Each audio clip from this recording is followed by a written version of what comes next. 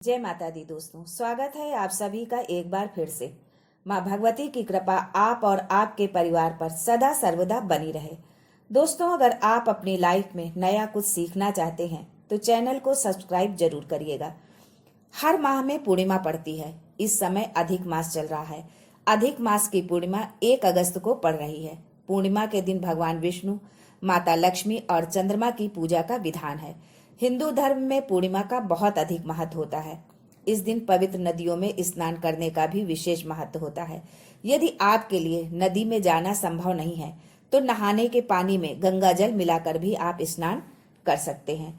पूर्णिमा के दिन भगवान शिव को सफेद चंदन और सफेद फूल चढ़ाते हुए साबूदाने की खीर का भोग लगाएं। ऐसा करने से परिवार में सुख सौभाग्य की वर्षा होगी, रोग और संकट दूर रहेंगे। दोस्तों, अब आगे जानते हैं कि सावन के अधिक मास में पूर्णिमा और अमावस्या के विशेष संयोग के संबंध में। दोस्तों, अधिक मास की पूर्णिमा तिथि का विशेष महत्व है। मान्यता है कि इस विशेष दिन पर स्नान, दान, पूजा पाठ करने से विशेष लाभ मिलता है। यदि आप 1 अगस्त के दिन श्रावण अधिक मास पूर्णिमा का व्रत रखते हैं तो इस दिन मंगला गौरी व्रत का भी अद्भुत संयोग बन रहा है। हिंदू धर्म में पूर्णिमा तिथि का विशेष महत्व है। धार्मिक मान्यताओं के अनुसार इस दिन जप, तप और दान करने से जातक को अक्षय पुण्य की प्राप्ति होती है।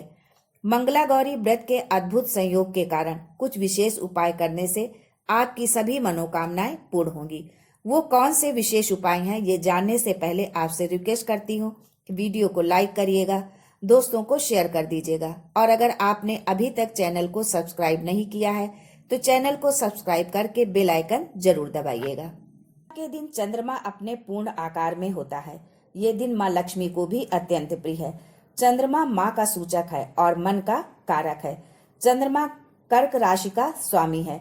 दोस्तों, यदि स्मरण शक्ति कमजोर हो जाती है, मानसिक तनाव, मन में घबराहट, मन में तरह तरह की शंका आना, यहाँ तक कि आत्महत्या का विचार बार बार आना, चंद्रमा जैसे जैसे कृष्ण पक्ष में छोटा व शुक्ल पक्ष में पूर्ण होता है, वैसे वैसे मनुष्य के मन पर भी चंद्र का प्रभाव पड़ता है। शास्त्रों के अनुसार हर पूर्णिमा के दिन पीपल के वृक्ष पर माँ लक्ष्मी का आगमन होता है। धन समृद्धि प्राप्ति के लिए प्रातः उठकर पीपल के वृक्ष में जल अर्पित करें और माँ लक्ष्मी को कुछ मीठा भोग अर्पित करें। यदि आपके जीवन में दाम्पत्य सुख में कोई समस्या है या पति पत्नी में आपस में प्रेम का अभाव है तो सफल दाम्पत्य जीवन के लिए प्रत्येक पूर्णिमा को पति पत्नी में से कोई भी चंद्रमा को दूध का अर्घ्य अवश्य दें। इसके लिए फूल व कांसे की थाली में चंदन से चंद्रमा बना लें और चंद्रोदय के साथ ही थाली पर बने चंद्रमा का पूजन करें और चंद्रमा को देखते हुए दूध का अर्घ दें। दोनों पति पत्नी एक साथ भी ये कर सकते हैं। ऐसा करने से दाम्पत्य जीवन में मधुरता आती है।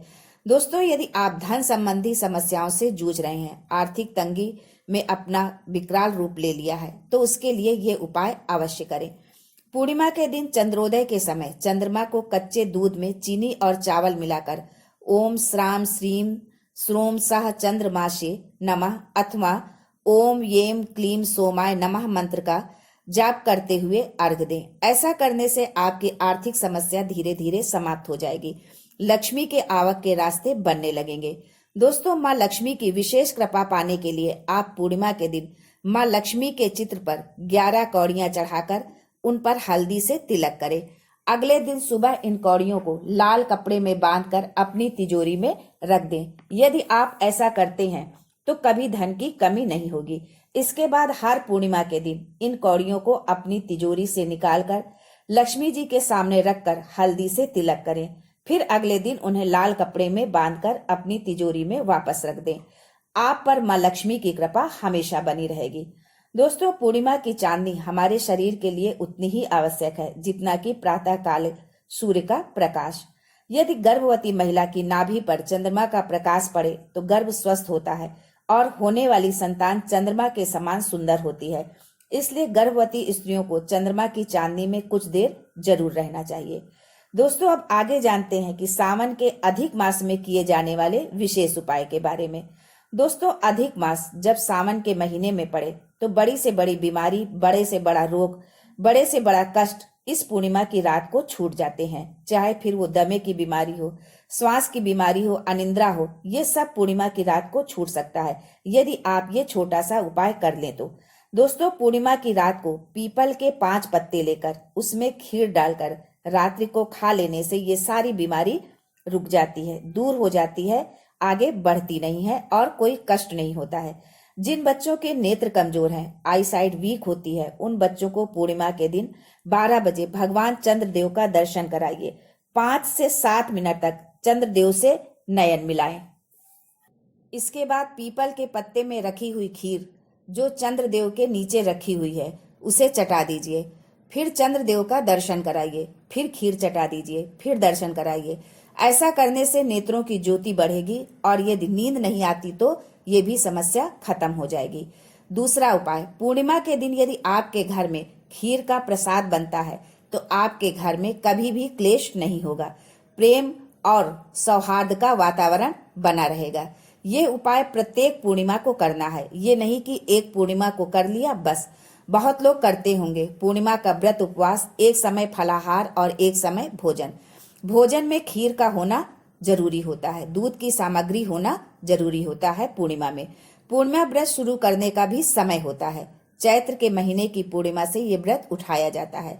ये साल की पहली पूर्णिमा होती है, इसीलिए इसे सिद्ध पूर्णिमा कहते हैं, मनोरथ पूर्णिमा कहते हैं। अब जानते हैं पूर्णिमा का व्रत क्यों किया जाता है। शिव पुराण के अंतर्गत स्कंद पुराण में व्यास जी ने वर्णन किया है कि व्यक्ति का मन जब गलत जगह पर जाने लगता है तो मन को गलत जगह पर ले जाने वाला होता है चंद्र। व्यक्ति की राशि के अंतर्गत, व्यक्ति की पत्रिका के अंतर्गत, व्यक्ति की ग्रह दशा के अंतर्गत जब चंद्र बेकार चलता है तो व्यक्ति अच्छा करते करते भी बेकार करने लगता है। दोस्तों, यदि आपके बच्चे गलत रास्ते पर जा रहे हैं तो उनको गलत रास्ते पर ले जाने वाला चंद्र होता है।